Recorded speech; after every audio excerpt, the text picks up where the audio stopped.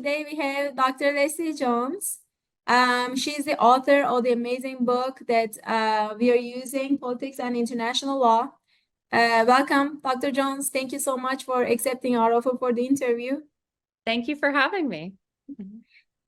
So Dr. Jones, before I start asking the first question, did you want to share anything with the Texas Tech students? Oh, well, I guess I'm really honored to be here today because I am a native Texan. I'm from San Antonio, Texas. So I was very excited by this invitation. And also, as I told your instructor, both my little brother and little sister went to Texas Tech. So we're a tech family. We're tech proud. Red Raiders. That's awesome. Okay, I don't want to take too much time of yours, Dr. Jones, so I'll start with the very first question. Okay. How did you first become interested in international law? Yeah, well, I think I've been interested for a very long time. I grew up in San Antonio, which is a big military town. In the 1980s, that was really the center of military training. And so, pretty much everyone who lived in San Antonio at the time had at least one family member, if not multiple family members, who worked in the military. And so I remember very clearly that I was in the 5th grade when Saddam Hussein invaded Kuwait. And as probably everyone at Texas Tech knows, elementary school and public school in general in Texas starts basically at the end of the summer. It starts in August. And so, we were in school when all of this was happening in August, the invasion. And, at the time in 1990, people weren't very savvy about what is good for the mental health of children. So they brought televisions into our 5th grade classroom, and they had the TV on in the 5th grade with CNN on all day long, which I don't think they would ever do to 5th graders today. I mean, that's so bad for Not a good you. idea, no. Yeah, you're like 11-year-olds should not be watching the news all day long. And this was right when CNN was like just getting started and like having like the news on all the time. And so, people's parents were being sent to war. And people every day were coming into the classroom crying because like their moms and their dads were being deployed and being sent off to Saudi Arabia. And people were having to like live with their grandma, their grandpa, their aunts and their uncles, that kind of displacement. So almost everyone in my 5th grade class had at least one parent that fall who was being sent to Saudi Arabia. It's And so we were stressful. yeah, it's incredibly stressful. And, we were watching it on TV all day long in the 5th grade. And there was this guy named Norman Schwarzkopf, who you could probably find on YouTube, and everyone called him Stormin' Norman. That was his nickname, Stormin' Norman. And he would go on TV and he would talk about how we needed to go and we needed to invade right away. Okay. And he said, every day that we waited, okay, that we were delaying was giving Saddam Hussein more time to prepare his defenses. Okay. And he was saying, like, there is blood on the hands of the State Department. Okay. And like America's men and women soldiers were going to die. Okay. Because James Baker, who was the Secretary of State, was saying that the military couldn't go in and fight. Okay. And he said, and why? Because James Baker was telling the American public that we needed to go in and get permission from the UN Security Council. Okay. And so Stormin' Norman, right, was saying, we don't need the UN's permission, right? We just need to go in and fight because we can do so in order to defend the people of Kuwait. Okay. And so all of us in the 5th grade were like, Stormin' Norman, he's our hero, right? Like he's going to protect our moms and our dads who are all fighting this war. Okay. And anytime like James Baker came on the TV, we would boo and we would hiss, right? And like we hated James Baker because he was like the evil villain who said we needed to get permission from the UN. And so like we loved Storm and Norman. And when we played on the in the playground, like it was like who were the good guys? They were the Storm and Normans, and who were the bad guys? They were the Oh, James. wow. And like over time, it played out. And, as you'll learn about, when you talk about the use of force chapter, right? Ultimately, like James Baker won the policy battle, and the US did wait, and they went and they got Security Council authorization. And that was like a big moment in world history for like the US to go and say, please, please, please, UN Security Council, can we have permission to do this? Mhm. Right. And the Security Council said, yes, you may, but give Saddam Hussein a waiting period, give him some time, wait, and give him a chance Mhm. to withdraw. And he didn't. And Mhm. then the US went in. And it turns out Storm and Norman was wrong. Okay, because even though Saddam Hussein did have time to prepare his defenses, like Storm and Norman built up an overwhelming coalition of allies. It was a resounding success, okay, Mhm. to have all of these military allies.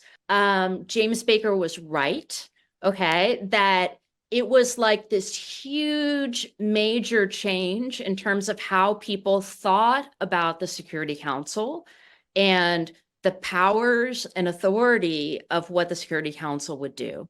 And, when I was 11 years old and in the fifth grade, like I was so wrong, right? Like I thought Norman Schwarzkopf was the hero and James Baker was the bad dude, Mhm. right? And now, and as I grew up and learned more about the world, like I understood that James Baker was really the hero and was taking this huge risk and saying, no, wait, wait, build allies, build alliances, um, doing an enormously unpopular thing, right? And he changed the world, right? And it was the end of the Cold War, Mhm. something that I didn't understand in fifth grade, right? James Baker was trying to tell Russia, this new state, was Mhm. trying to tell them, like, look, the US doesn't view you as the Soviet Union, right? Like, we Mhm. want to cooperate with you. We're not going to come in and invade Russia. We want to be your friend, right? And by going to the Security Council and not rushing into war, like that is what allowed the US and Russia to cooperate in Yugoslavia, right? It's what allowed us to negotiate a diplomatic settlement to the Yugoslavian Civil War, and it opened up the door to like a decade of cooperation. Yeah. And so, those are things like I didn't understand in the fifth grade, right? When I thought like the UN was evil and James Baker was a bad idea. And so, but what I think it did, like this intense childhood experience, which was like horribly traumatic, I don't mean to undersell it, was it really like planted the seed of like, what is this UN? Like, what are these rules? Who are these people who think they can tell me, this strong Texan, like what to do? And it planted the seed of like, I had this deep grievance for a long time, right? Mhm. Uh, but, over time, if you have an open mind and you're willing to learn, you know, that's an opportunity to grow in life. So now I have the second question for you, Dr. Jones. Why should someone learn about international law? Yeah, well, I think international law is really a topic that affects our lives every day, in matters that are both small and large. And, I think when you maybe first sign up for a class in international law or first buy a textbook, maybe it seems a little bit abstract, or you think, oh, well, this is only something about big abstract issues like war and peace. And maybe it seems like it only affects things really, really far away. But I think that, as students in your class start to learn more, I think they'll start to see connections to their everyday lives in more meaningful ways. So, we are not all going to have the opportunity to be Stormin Normans or James Bakers, right? We're not all going to be generals or secretaries of state. But we do all have the opportunity to choose who our president is going to be. We have an election coming up, and regardless of whether you're a Republican or a Democrat or something in between, right? Like, we all have the opportunity to make our opinion known and to make our choice known, be it in a public or private way. And those choices matter. And so it is worth thinking about, like, what kind of world do you want our world to be? And international law is part of that. I'm a political science professor. I can't help mentioning the election. I will also say that, we are living through a time right now in which there are major wars going on in Ukraine, Israel, and Gaza.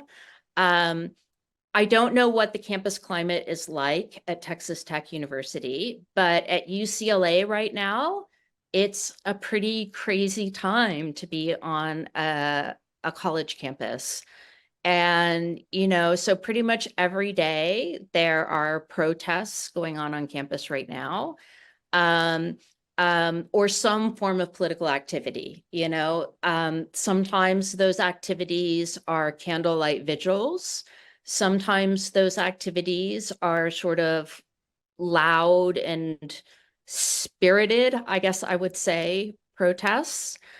And I guess I would say, like, regardless of what anyone's political position is on these wars, I think it's really important that if you're going to take a public position on, or even a private position on these issues, it's really important that you know what the words like genocide and words like ethnic cleansing, that you know what those words actually mean.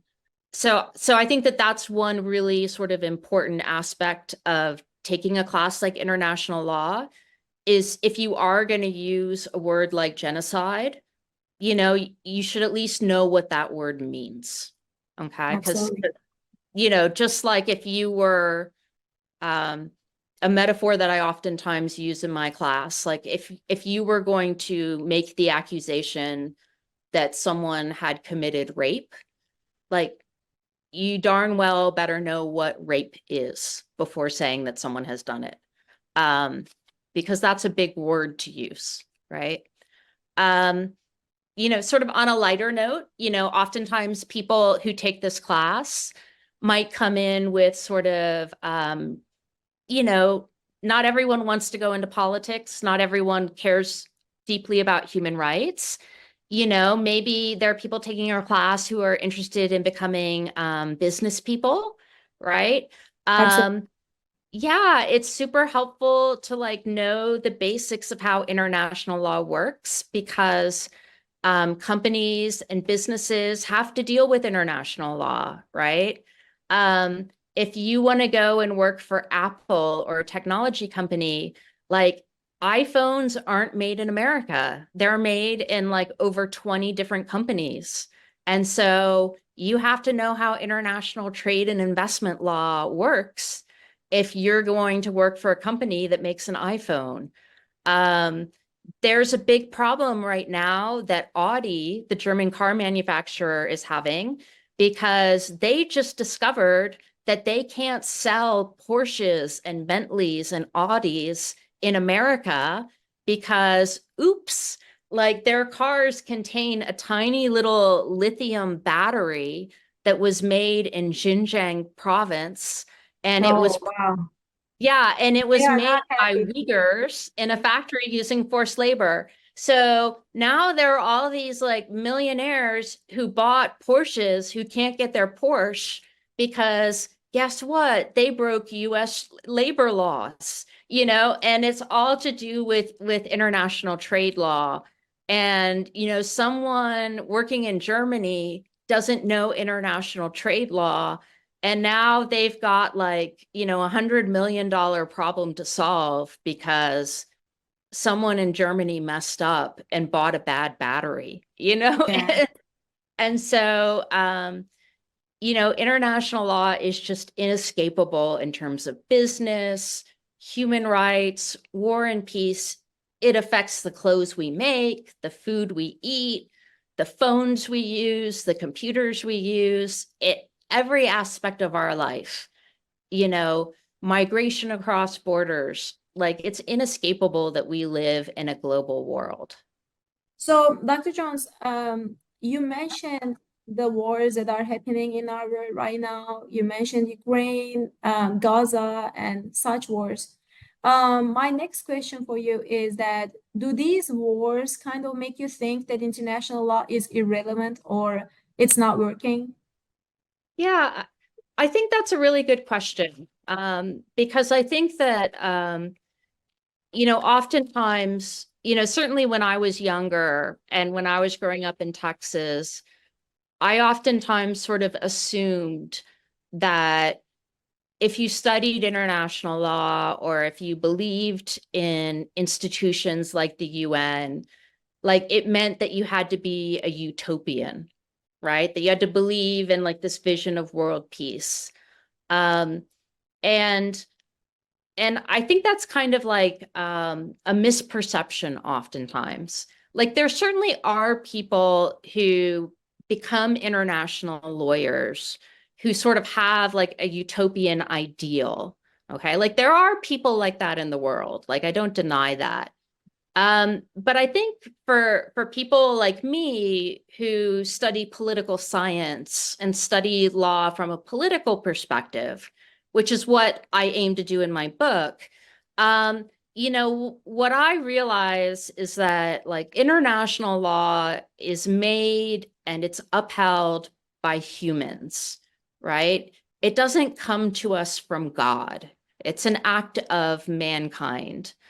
And so when humans fail, laws are going to fail. And this isn't a problem that is unique to international law. It's also something that seems to me is also inherent in domestic law, right? That's right. I think you emailed me about this a little bit earlier, right? These aren't problems that are unique to the international sphere. They're also problems of domestic law, right? So to give you an example, like I live in Los Angeles, we have state laws that say don't steal, right? Like Hmm. don't go into Target and shoplift, okay? Hmm. But right now in Los Angeles, we have a district attorney who has publicly announced that he is not going to prosecute people for shoplifting. Okay. Like, Interesting.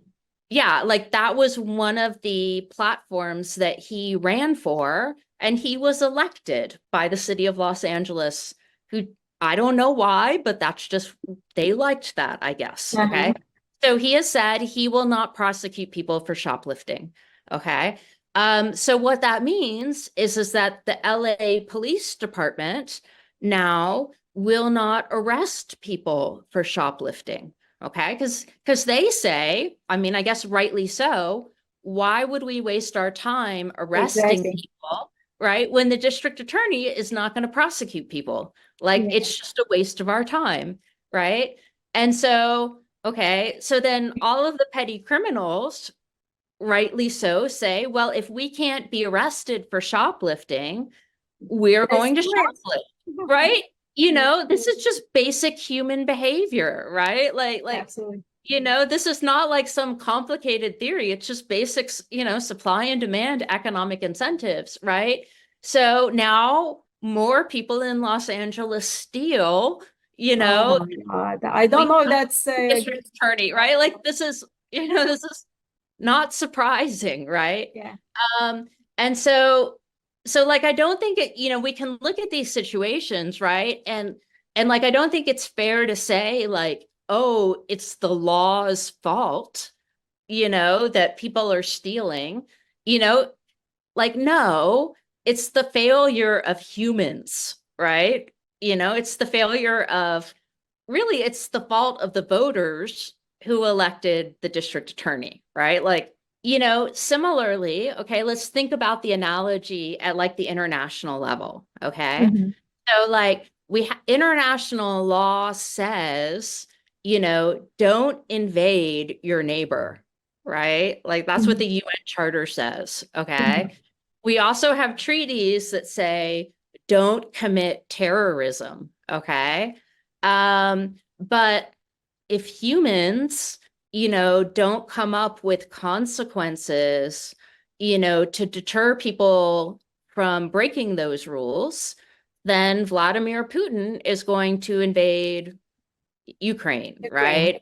And Saddam Hussein is going to invade Kuwait, Mhm. and Hamas is going to commit terrorism. And so I think it's kind of like a little bit unfair for me as an 11-year-old or for anyone else to say international law doesn't work or the UN is meaningless, right? Because it's not really international law's fault, right? In some ways, like it's the fault of humans, right? Yeah. Um, I guess we can say it's like the UN's fault, but really it's the fault of the people who work in the UN and of the people who represent the states at the UN, right? It's the fault of Mhm. people, right? For not creating consequences.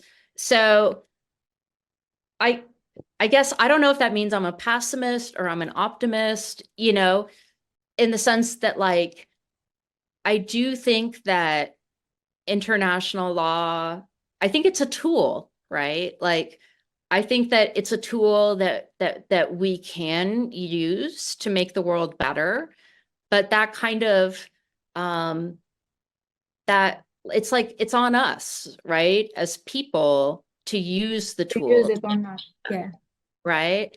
And so that's kind of like why I like being a teacher, a professor, is because like I kind of hope that like if I write a good book and Which if I'm you a certainly good did. oh thanks. If I'm a good teacher and like hopefully like your students and my students will like learn about this tool and like go out and maybe like they'll go be a good engineer at Audi or Porsche, and they'll say to their boss, maybe Wait we a minute. shouldn't buy lithium batteries from Western China because they used forced labor, right? Or maybe they'll say like, maybe when we're designing this new shirt, like we shouldn't buy fabric from a state that represses human rights. And those are the kinds of choices that I think in the long run do matter, and that's how I think like we can make the world a better place. And I think international law is a tool that helps us do that.